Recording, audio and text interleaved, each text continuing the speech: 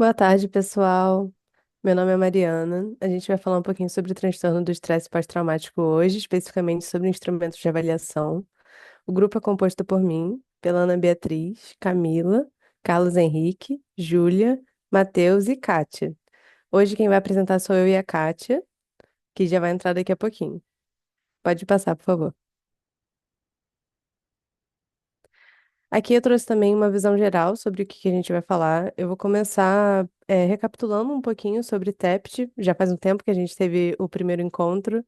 Depois a gente vai falar sobre os instrumentos de avaliação, desafios dos instrumentos e fazer uma análise para concluir. Pode passar, por favor. Bom, relembrando os sintomas do TEPT.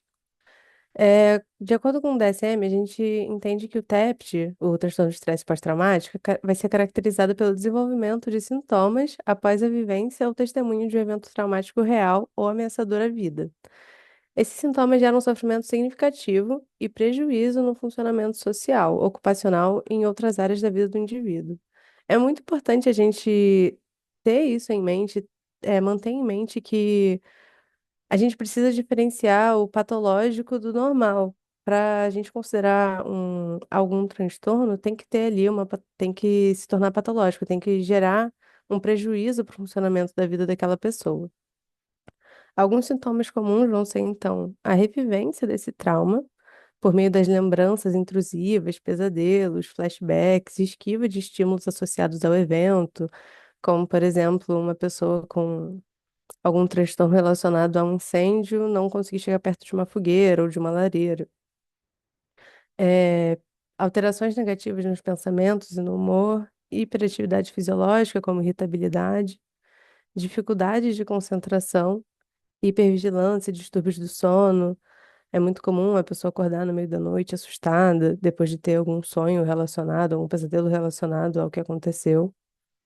E para o diagnóstico do TEPT, os sintomas devem persistir por mais de um mês após o evento traumático. Então, a gente também tem que ter um acompanhamento de quanto tempo essa pessoa está apresentando esses sintomas, há quanto tempo aconteceu o evento, quais são os sintomas que estão acontecendo. Pode passar, por favor. A gente trouxe também sobre uma abordagem de psicoterapia em TEPT, que a Kátia vai apresentar para vocês depois, quando ela conseguir entrar. Pode passar.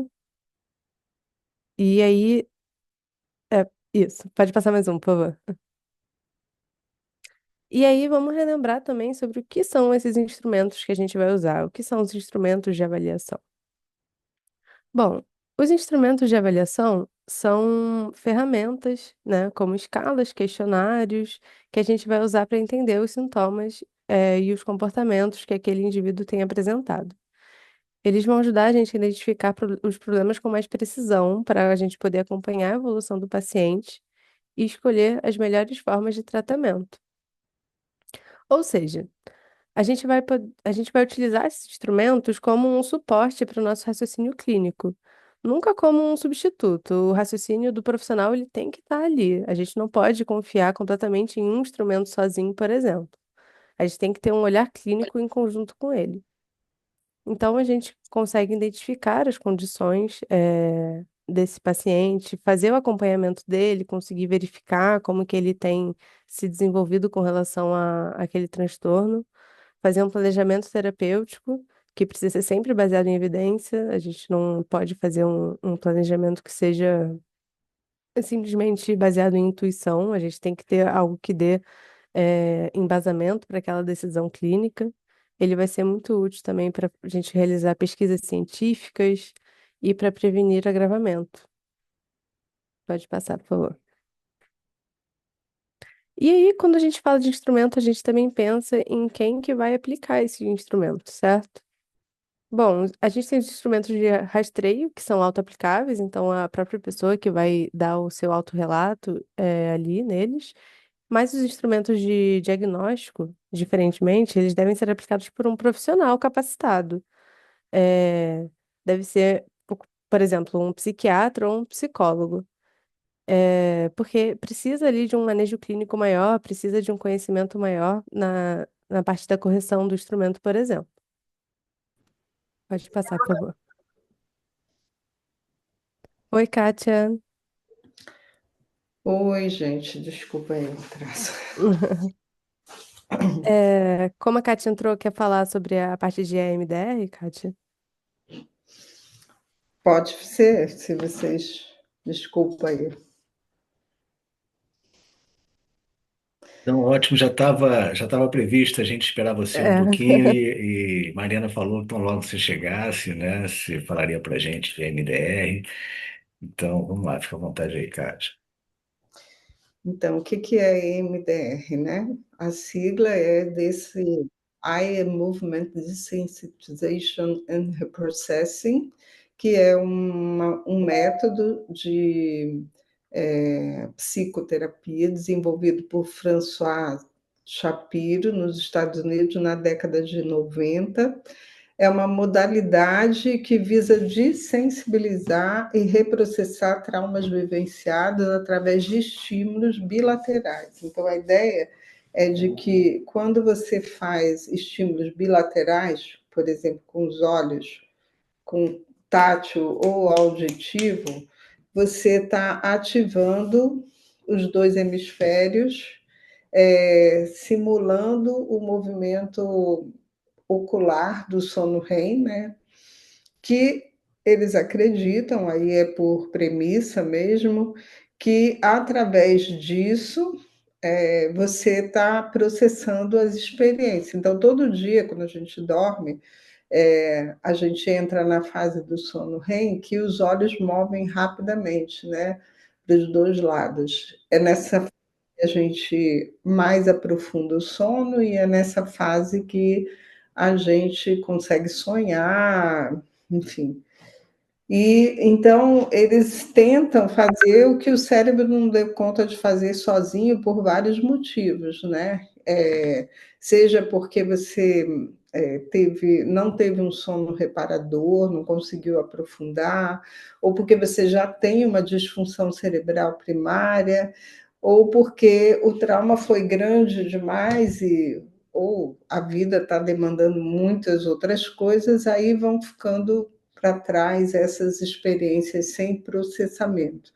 E ao não processar, você automaticamente começa a ter uma disfunção ou um funcionamento mal adaptativo das redes neurais relacionadas a traumas, e por conta disso a pessoa começa a ter sintomas. Então, é uma proposta de você estar mudando isso através desses estímulos. Tem os neurocientistas, eles dizem que essa explicação não é muito convincente, mas eles reconhecem o efeito da técnica. Então, mesmo que o racional teórico que é utilizado para tentar explicar por que isso funciona não tenha um respaldo científico adequado, o fato é que a técnica funciona. Então, tem evidências de que tem resultado, tanto que a Organização Mundial de Saúde recomenda como primeira linha para tratamento de trauma, tá? Então, é isso. Passa aí o próximo slide, por favor, Mari. Então, o tratamento ele é baseado na redução da sensibilidade do sujeito frente a um evento traumático e ele entende que isso tem a ver com os esquemas cognitivos que a pessoa desenvolveu ao longo da vida por várias experiências que vão se sobrepondo e a pessoa vai confirmando a compreensão dela de como o que funciona, o que é ruim, o que é bom, né? Vai medindo durante a vida. Então, quando a gente começa a processar um, um trauma atual, por exemplo, a pessoa está com medo de elevador, não consegue mais entrar no elevador. Aí você vai lá e coloca ela diante da experiência do elevador em si, que é a mais recente. Você põe ela diante daquela memória, claro, com toda uma técnica que vocês vão entender já já, fazendo a pessoa se distanciar um pouco emocionalmente daquela situação, e aí ela começa a tentar ver. Tá, eu dentro do elevador, vamos lembrar como é, como se você estivesse vendo um filme, por exemplo, a pessoa está ali, você pode até se emocionar, mas você mantém um certo distanciamento, e aí a pessoa vê, começa a reviver aquela cena enquanto faz os estímulos. E o que acontece é que muitas vezes vem automaticamente, né, reflexamente, outras memórias ou sensações corporais ou emoções que aparecem espontaneamente na pessoa. Então, ela está lá processando o elevador, de repente ela fala assim, nossa, me lembrei agora de quando eu era adolescente que aconteceu um acidente na minha frente, não sei o que lá.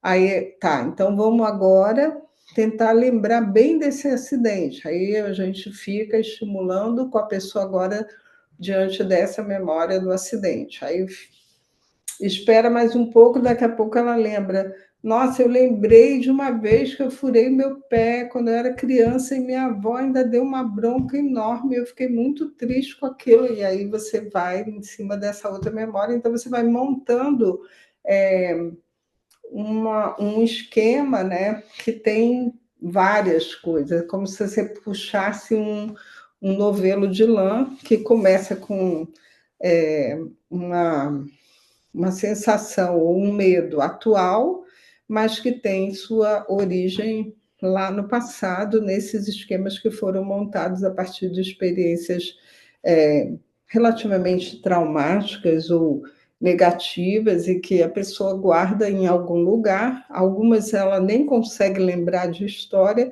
mas a sensação corporal aparece, né? Então, ou a emoção, de repente vem um choro, de repente vem um nó na garganta, uma falta de ar, um coração apertado, e ela vai falando isso e a gente continua trabalhando com isso. É como se fosse uma neuromodulação ativa, tá?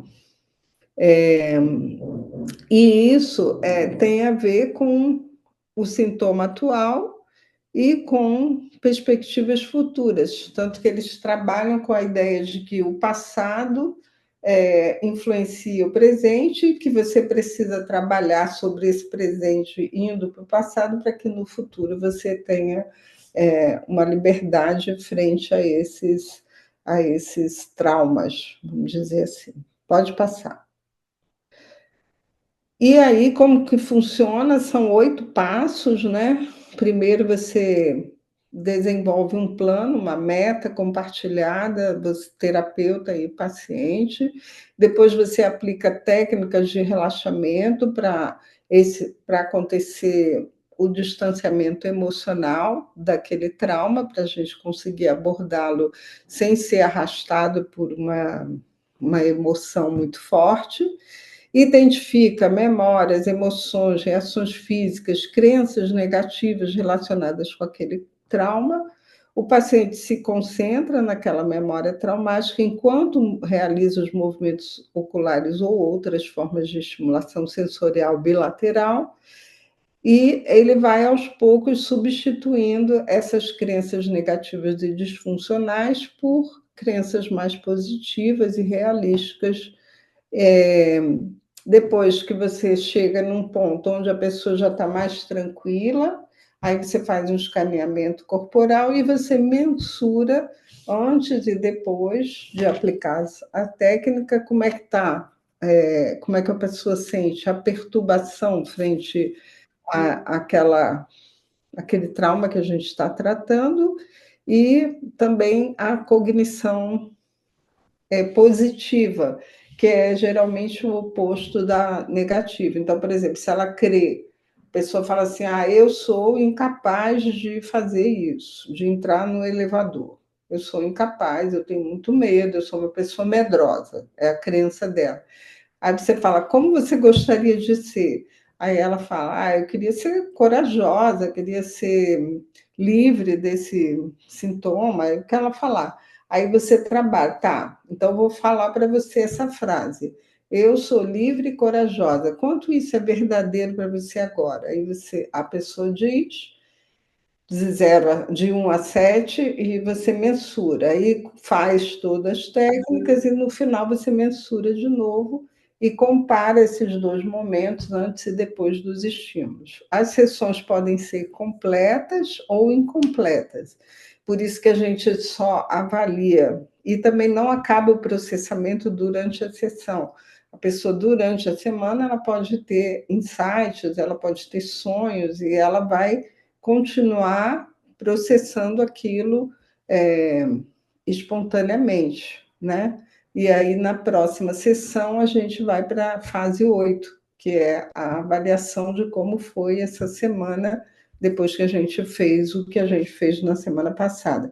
Muitas vezes a pessoa pode não ter mais o sintoma, e algumas vezes ela pode ainda estar apresentando sintoma, geralmente com menor intensidade, e aí a gente continua trabalhando até que ele zere a perturbação, até que ele possa estar diante daquele estímulo que era tão ameaçador, né, que provocava tanta perturbação, até ele estar sentindo que não perturba mais, né? E até ele está vendo que aquela crença positiva, que é o oposto ao que ele tinha, vai se tornando verdadeira para ele. E aí você encerra aquela meta e passa para outra, se for o caso. Entendeu? É isso.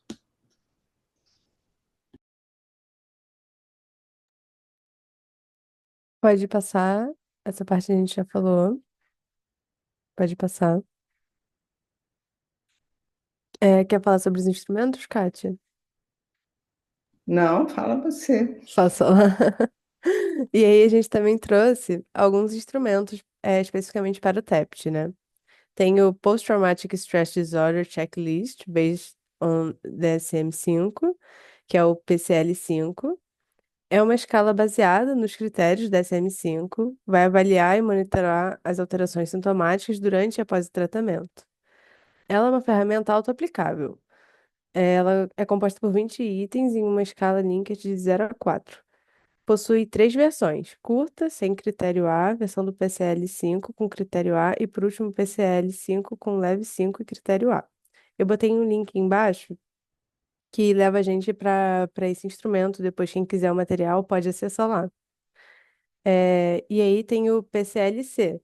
Vai ser um instrumento utilizado e validado por vários países do mundo. Ele também é auto-aplicável, ele tem uma linguagem simples e clara, facilita o preenchimento pelo examinado, exceto na instrução, quando se explica situações de vida estressantes, alguns examinados interpretam como dificuldades em seus empregos, e não como eventos traumáticos. Ele está desatualizado.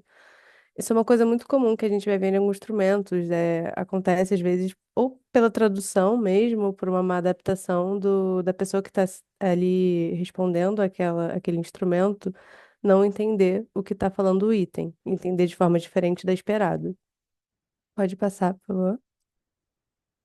E a gente também trouxe o CAP-5, que é uma escala baseada nos critérios da DSM-5 também. Ele vai avaliar a intensidade e frequência dos sintomas em 30 questões. É um instrumento muito longo. E tem o ITQ. Ele é muito longo, ele é baseado no CID-11 e ele vai avaliar o TEPT clássico e o complexo, além de auxiliar no diagnóstico diferencial de transtorno borderline. Existe um treinamento do avaliador que não foi validado no Brasil, apenas em Portugal. Pode passar, por favor. Só complementando, né, Mariana? Uhum.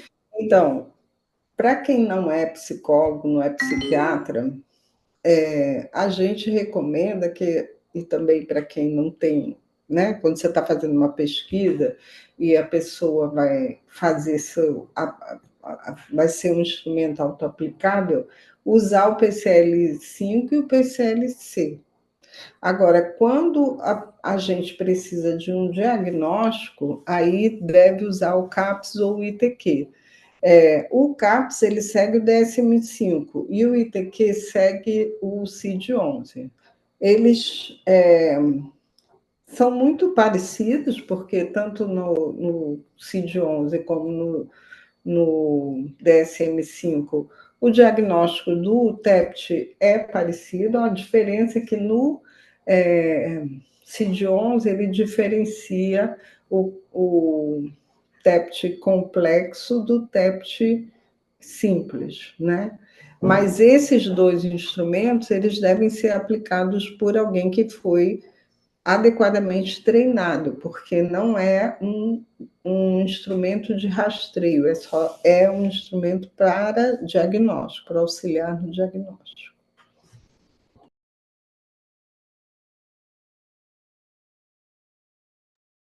E aí, a gente vai falar também sobre alguns desafios na avaliação do TEPT. Como eu falei, a gente tem muitos desafios quando a gente vai avaliar qualquer transtorno aqui no Brasil. O TEPT, especificamente, tem um desafio muito grande, que é porque a pessoa acaba querendo evitar falar sobre aquilo que aconteceu, sobre os sintomas dela, para não ter que pensar no evento traumático, para não reviver aquilo que aconteceu com ela. Quando ela está muito abalada, muito mexida pelo trauma, é muito difícil motivar essa pessoa a enfrentar esse problema, a enfrentar essa dificuldade para responder os questionários. Pode acabar trazendo dor para ela, relembrar aquilo que ela vivenciou. Além de existirem, como a Kate falou, crenças errôneas, de querer fugir do tema ou se entorpecer até para aliviar esses sintomas que a pessoa pode estar tendo. Eh, Tem uma tendência ao mau dimensionamento dos efeitos do trauma e o diagnóstico incorreto, infelizmente, é muito comum, como burnout, estresse, ansiedade, depressão, borderline, que a gente até falou em um dos instrumentos que faz esse diagnóstico diferencial. Quer acrescentar mais alguma coisa nesse, Kate? Não? Então pode Não, é passar. só do mal dimensionamento, né? Essa Sim, crença, né, que a maioria das pessoas tem de que, eu tive um trauma, mas isso eu supero sozinha, né? É como se sim, fosse uma, uma, uma confiança distorcida do que realmente eu sou capaz ou não de dar conta.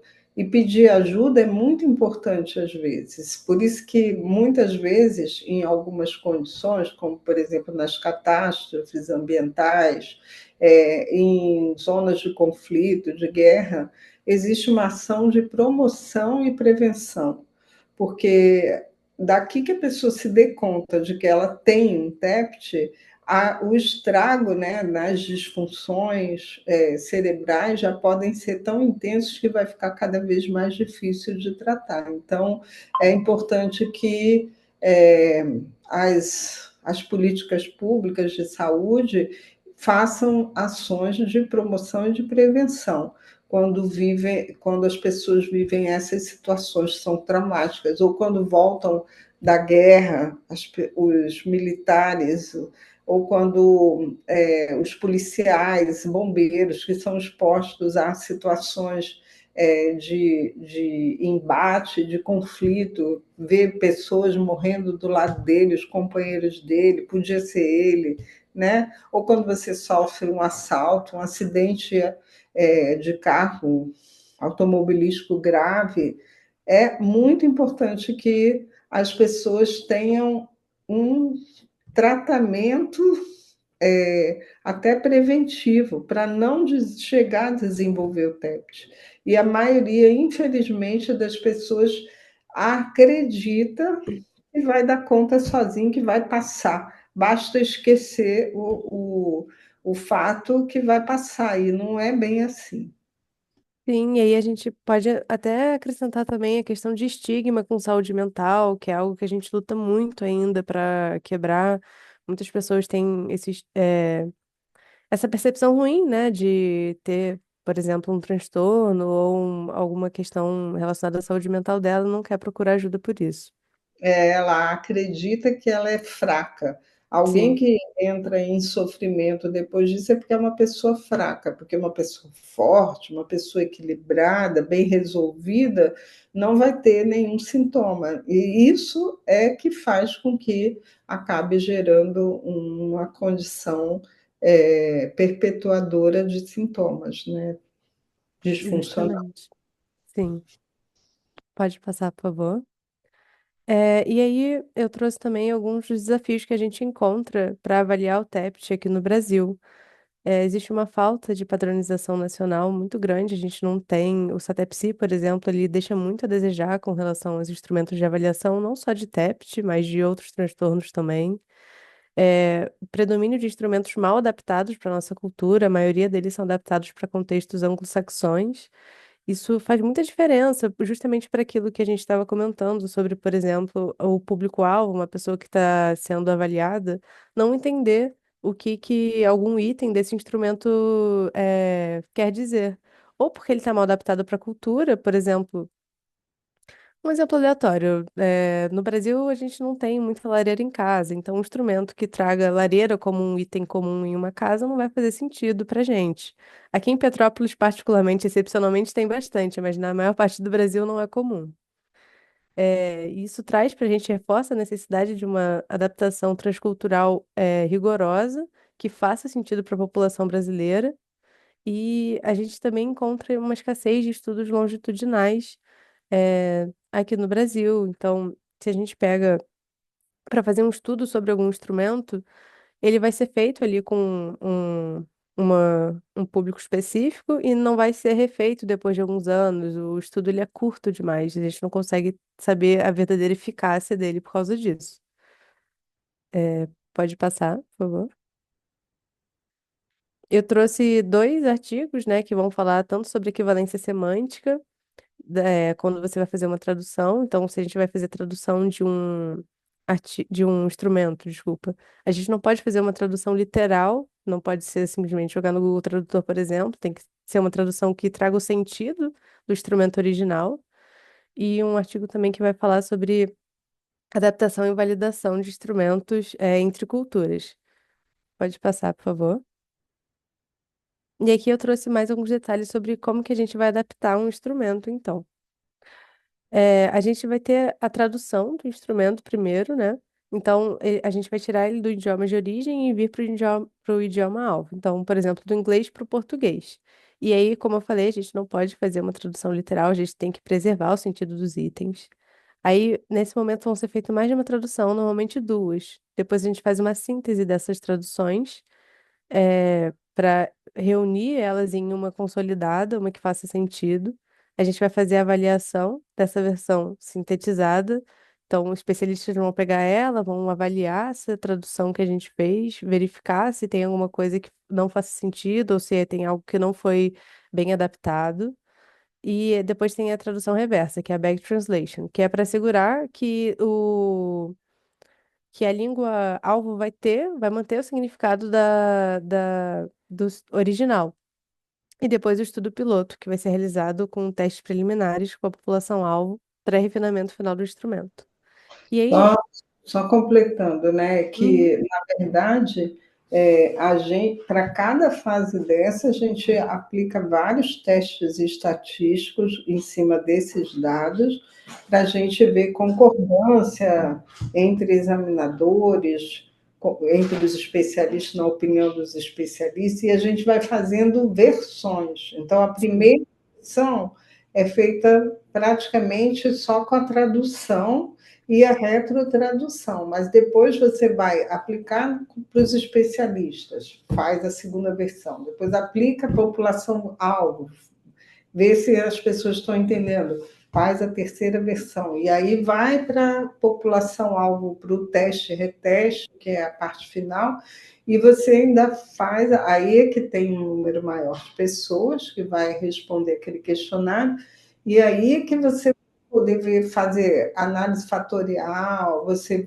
faz vários índices que você aplica para ver se aquele instrumento é confiável, se ele é válido, se ele tem válido em relação ao construto, em relação à consistência interna, em relação aos itens, aos domínios. Não é uma coisa simples, geralmente são estudos que valem um doutorado, um mestrado. Você faz um mestrado, né? Pelo menos uns 2 anos para a gente conseguir fazer a validação de um instrumento que já está pronto em outro idioma para você fazer a validação transcultural. E no Brasil a gente ainda tem uma coisa pior, né? Que é a gente tem vários Brasis, né? Se você usa termos no sul, no sudeste, no norte, no centro-oeste, não tem os mesmos significados, então o certo da validação é a gente fazer uma validação com representação de todas as regiões brasileiras. Sim. Aí, eu até trouxe, pode passar, por favor, um, um fluxograma que vai falar justamente disso que a Kátia acabou de falar, sobre como é um processo realmente muito complicado, não é algo simples de se fazer. E é interessante isso que a Kátia falou também sobre a regionalidade, né? Que nem eu falei sobre a lareira. Isso provavelmente funcionaria aqui, não sei, talvez funcionasse aqui para Petrópolis, mas para muitas outras cidades do Brasil, não. É, então, esse fluxograma, apesar de ser um pouco antigo, eu achei muito bacana. Não vou ler cada etapa dele, porque a gente acabou de falar sobre as etapas. Pode passar, por favor. E um trecho de um artigo do mesmo artigo do fluxograma que eu achei muito legal, que é não há consenso sobre como adaptar um instrumento para uso em outro contexto cultural. Tal procedimento vai depender das características do instrumento, dos contextos da sua aplicação, tanto da versão original como da sua adaptação, e da população a quem se destina. No entanto, é consenso que o processo de adaptação vai além da mera tradução, a qual não garante a validade do construto, tampouco a confiabilidade da medida. Então, aqui a gente está falando justamente disso, né? Que fazer uma tradução apenas não vai garantir a confiabilidade daquele instrumento de avaliação, nem a validade dele. Pode passar, por favor. Agora é a análise dos instrumentos que a Kátia vai fazer para gente. Então, a gente escolheu esses 4 instrumentos, né, que é o PCL5, o PCLC para rastreio, o CAP5 e o ITQ para diagnóstico. Eles todos foram desenvolvidos originalmente nos Estados Unidos e, no caso do ITQ, pela Organização Mundial de Saúde, então participaram do desenvolvimento outros países, não só os Estados Unidos. E o único que não está adaptado no Brasil é o ITQ, justamente, que ele só foi validado para Portugal, para o português de Portugal. Mas os clínicos já estão usando, mesmo porque para você hoje conseguir fazer relatórios, a gente precisa dar o CID-11, então dar o CID de qual é a doença que o paciente apresenta, e aí, para isso, ele tem que aplicar um instrumento que garanta que ele tem aquele diagnóstico mesmo. A sensibilidade e a especificidade, que é a relação de sempre como que a gente faz a validação, né? Foi uma coisa que a gente não falou, a gente usa um padrão ouro. Então, um instrumento anterior que mais está sendo usado é comparado com um instrumento novo. Então, e se não tem um instrumento anterior, é o diagnóstico médico, clínico, que é padrão ouro. Então, você tem que ter um padrão ouro para comparar com o instrumento que você está fazendo a validação. E aí você consegue medir essas coisas, que é a sensibilidade e a especificidade. Então, é como se você montasse uma tabela 2x2. Quem deu positivo no instrumento antigo e deu positivo no instrumento novo, quem deu negativo no instrumento antigo e no novo, e quem divergiu. Então, você faz uma tabelinha 2x2, né, e coloca os indivíduos que deram positivo ali dentro, e em cima disso você consegue medir sensibilidade, especificidade, depois você vai medir, fazer outras medidas. Então, essa medida varia de 0 a 1, quanto mais perto de 1, quer dizer 100%, né, de confiança de que os instrumentos são iguais, então são capazes de medir aquilo que se propõe a medir, melhor. Então, se vocês olharem, a sensibilidade de 0,86, 0,82, 89, 86, são sensibilidades bem altas, significa que são instrumentos que têm uma capacidade de distinguir quem não tem aquele problema. A sensibilidade basicamente se baseia nisso. E a especificidade é a capacidade de um instrumento de encontrar aqueles que têm aquele diagnóstico. E aí você vê que na especificidade também está alta com exceção que está moderado para o CAP5, né, que é um instrumento que deu uma especificidade menor, né? Então, para rastreio, que é o que a maioria das pessoas que estão aqui nesse grupo vai aplicar, porque rastreio pode ser aplicado por qualquer profissional de saúde, não precisa ser psicólogo nem médico para aplicar. O PCL5 e o PCL-C são dois instrumentos realmente confiáveis, que são sensíveis e específicos para detectar pessoas que têm TEPT, né? É, a validade de alguns já está alta, né? No caso, o PSL5 tem uma validade de 0,9, e estão ali as referências dos estudos que os validaram, tá? É isso. Eu trouxe um estudo de caso porque eu achei que ficou muito dinâmico a forma como a conversa sobre tag foi. Aí, não sei como a gente está de tempo. Se a gente estiver bem, eu posso ler o estudo de caso para fomentar aqui uma discussão, ou a gente pode só realmente partir para a discussão. Eu acho que são 18h11, né? A Uhum, gente tem até 18h30. Depende das pessoas que estão aí assistindo. Então, eu tiraria a apresentação para ouvir as pessoas, para ver se elas querem ver um estudo de caso ou se elas preferem complementar, discutir, sim. contribuir. Eu acho que tem um material rico apresentado aqui que eu acho que valeria a pena a gente debater e acrescentar mais ainda, né?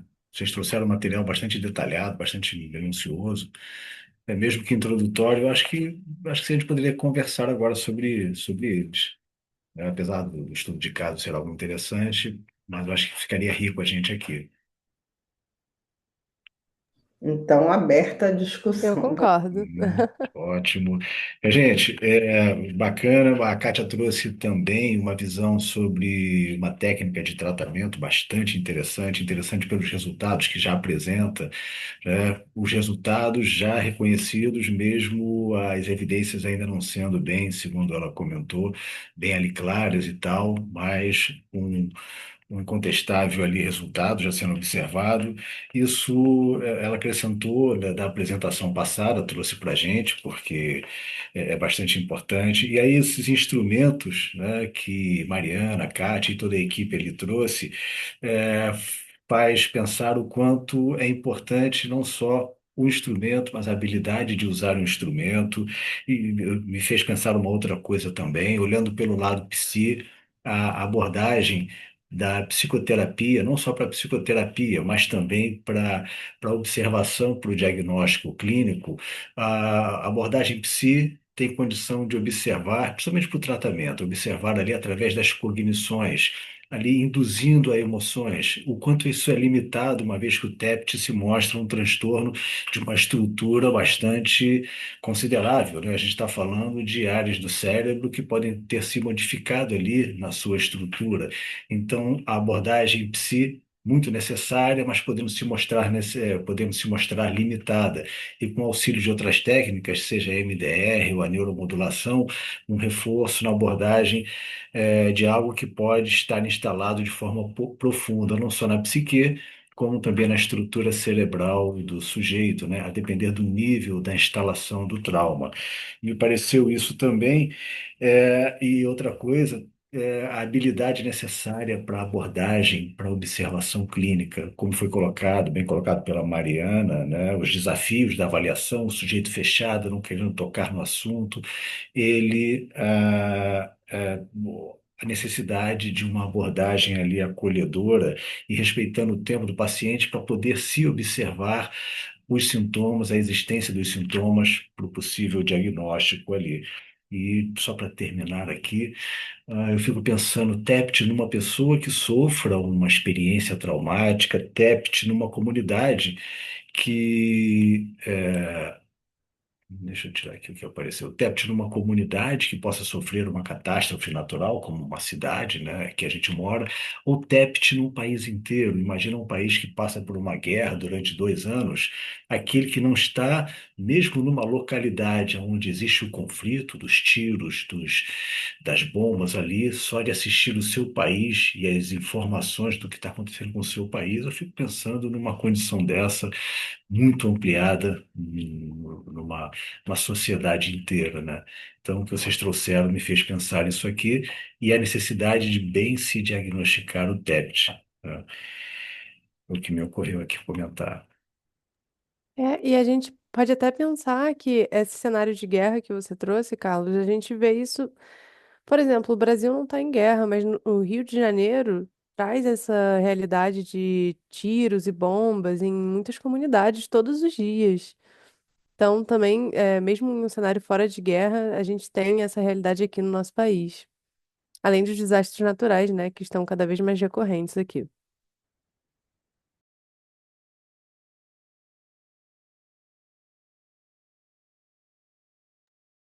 E eu digo, só para adicionar brevemente, que esse trabalho é muito útil, né? Quando vocês avaliam as opções de instrumento e dá um julgamento aí de qual que é o mais prático para rastreio, qual que é o melhor para diagnóstico, porque na prática, quando a gente recebe o paciente, se a gente já tem isso organizado, é muito mais fácil, né?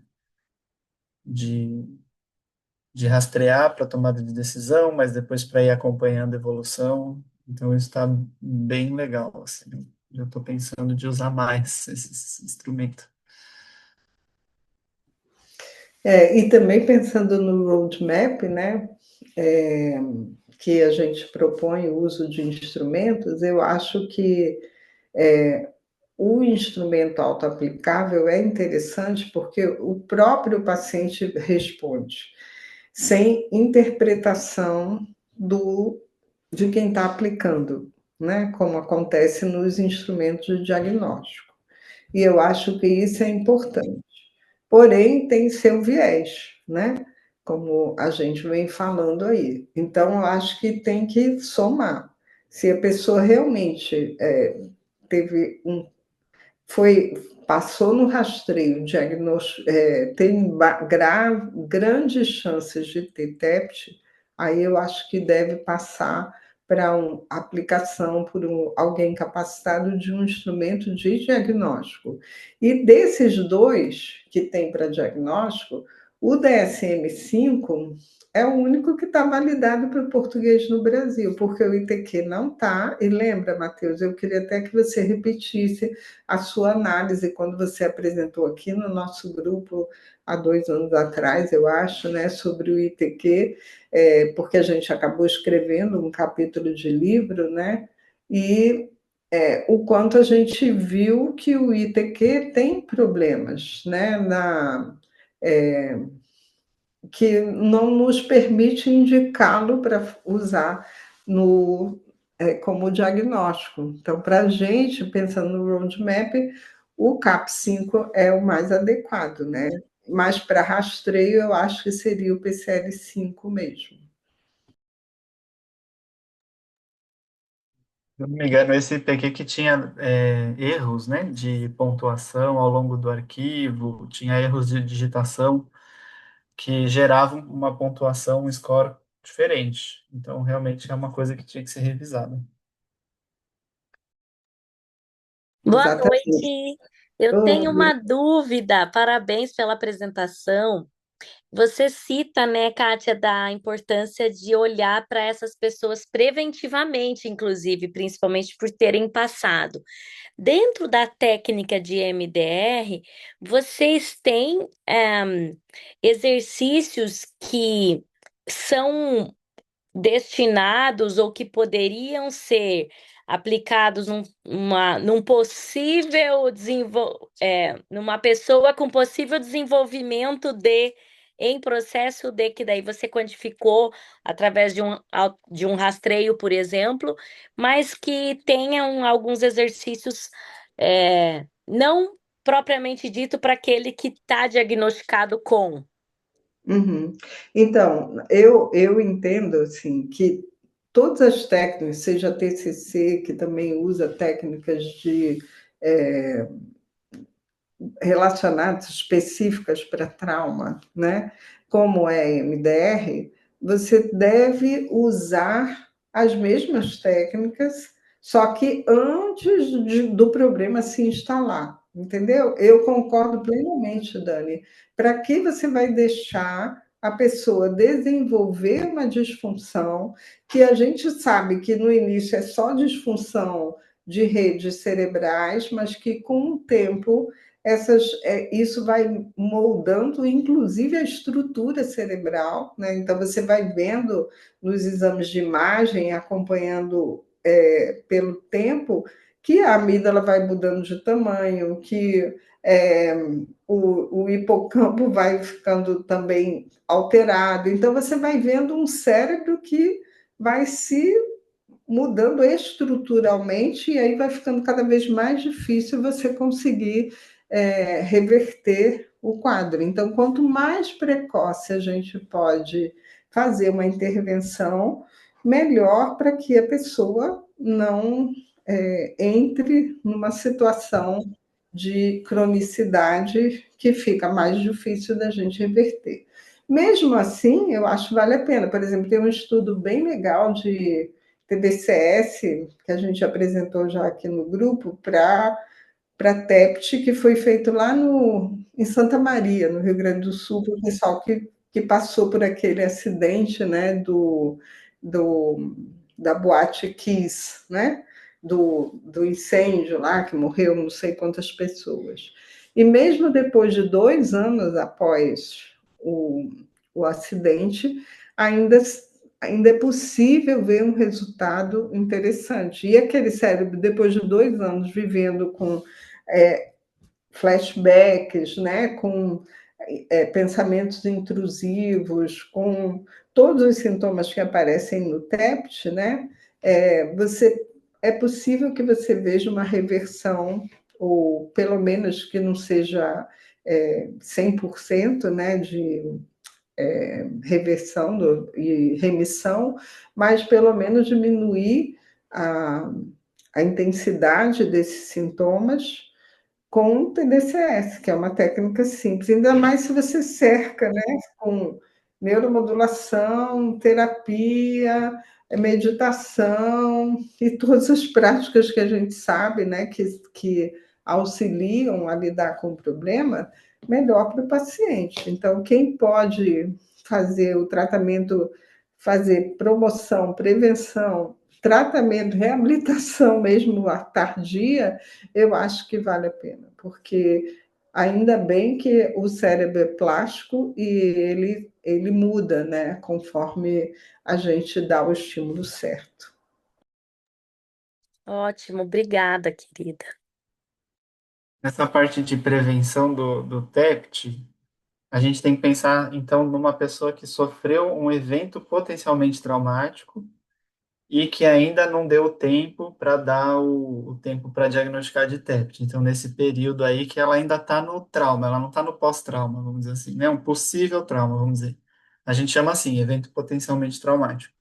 E aí faz um tempinho que eu estudei isso, mas o que tem de fator que vai indicando na hora do evento estressor que a pessoa tem chance de desenvolver um trauma seria se um fator assim, primeiro, se ela fez uso de benzodiazepínico para manejo do momento. Então, a gente tem esse manejo medicamentoso para pessoas com crise de ansiedade, pânico, etc. Mas para aquele momento, bateu o carro, né, tá com tremedeira, sofreu alguma coisa muito impactante, está desregulado emocionalmente, se entrar com benzo, isso aumenta a chance de desenvolver um transtorno do estresse pós-traumático. Exatamente, É. porque você mascara, você Uhum. engana, e isso é que está na gênese de muitos TEPs que vão aparecer depois. Não é para a gente botar a poeira embaixo do tapete, é para a gente encarar de frente o trauma e desenvolver estratégias e ferramentas para a pessoa. Eu li um negócio bem interessante, porque eu estou estudando agora ansiedade no músico, me pediram para falar sobre isso. e existe uma síndrome própria do músico, né? E eu vi uma frase assim numa tese que eu adorei, que ela fala assim, o medo, ele é quando você tem uma situação de medo, a coragem, aliás, a coragem não é a ausência de medo, a coragem é a capacidade de lidar com o medo. Uhum. Então, uma pessoa que tem essa crença errônea de que se ela sente medo, ela tem um problema, que o certo seria ela não sentir medo, isso contribui também para aparecer a disfunção, né? Enfim. Independente dessa questão do medicamento ou não, esse fator, se a pessoa viveu um estressor e ela não acessa emoções, isso é um fator de risco. Se ela viveu um estressor e ficou com medo, ficou com raiva, teve respostas emocionais, mesmo que intensas, isso é um sinal de que vai ficar tudo bem. Então, a supressão medicamentosa ou não, por outros motivos, ela é um fator de risco. E aí tem um paradoxo, porque a literatura é mais americana, né? Porque que ele tem cultura de produzir ciência sobre isso. Eles tinham uma prática de fazer o que eles chamam de debriefing, que é fazer as pessoas falarem sobre o evento estressor. Junta todo mundo numa sala, vamos contar o que aconteceu. E aí eles encontraram pelas pesquisas que isso piorava, isso gerava TEPT.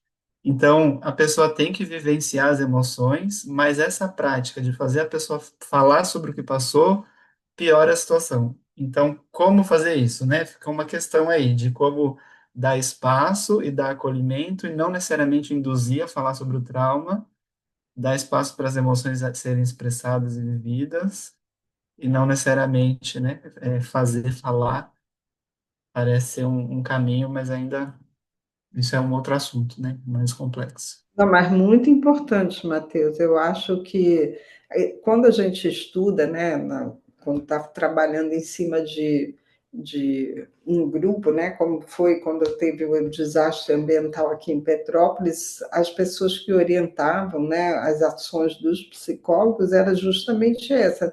Não fique estimulando as pessoas a ficar falando sobre o que aconteceu, porque isso vai piorar em vez de aliviar.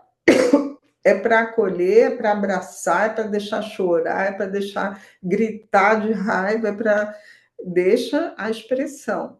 Mas ficar falando sobre aquilo não é uma coisa que faz bem. E, infelizmente, muitos psicólogos das linhas tradicionais ainda têm essa crença, né, sem respaldo científico, de que é importante ficar falando, falando, falando, e isso pode ser prejudicial ao invés de ser uma ajuda.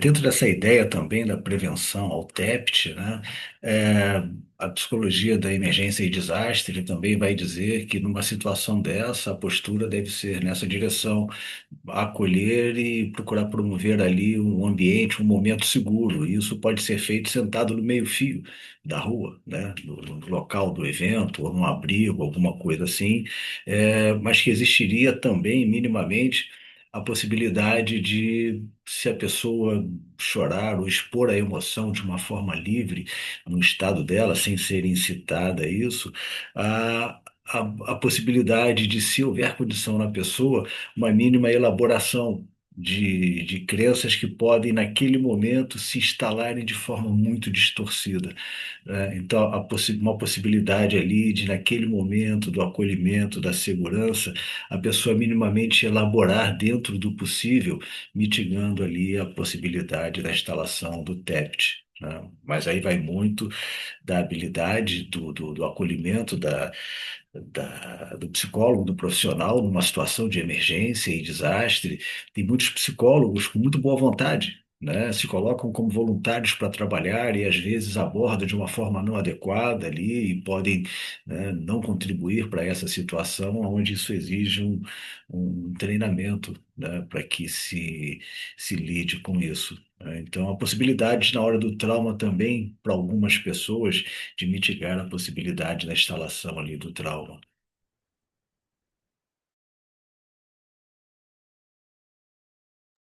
Eu acho que o nosso tempo está esgotado, eu tenho Sim, paciente esperando, tá. mas eu queria dizer que foi muito bom fazer esse trabalho aí com vocês, né? E semana que vem temos o roadmap finalmente do TEPT. Ótimo. Uhum. Desculpa, quer Então, terminar? é isso. Tá, Não, eu só queria dar tá. tchau para vocês. Tá ótimo. E só dizer que o roadmap de depressão, que foi finalizado brilhantemente no nosso último encontro, já está no YouTube, tá? Já está lá. E é isso. Então, também só aqui corroborando o que Matheus falou, né? Para a gente que trabalha com clínica, ter um evento como esse, já trazendo para a gente os instrumentos de avaliação, isso é muito importante, porque a gente já tem uma boa referência aqui, fruto desse estudo. Mariana, Kátia, todo mundo que contribuiu, obrigado, tá? Parabéns aí para vocês e obrigado. E Muito até a obrigada, próxima. pessoal. Tchau, tchau. Tchau, Tchau, tchau. tchau. Gente, boa noite. Boa noite.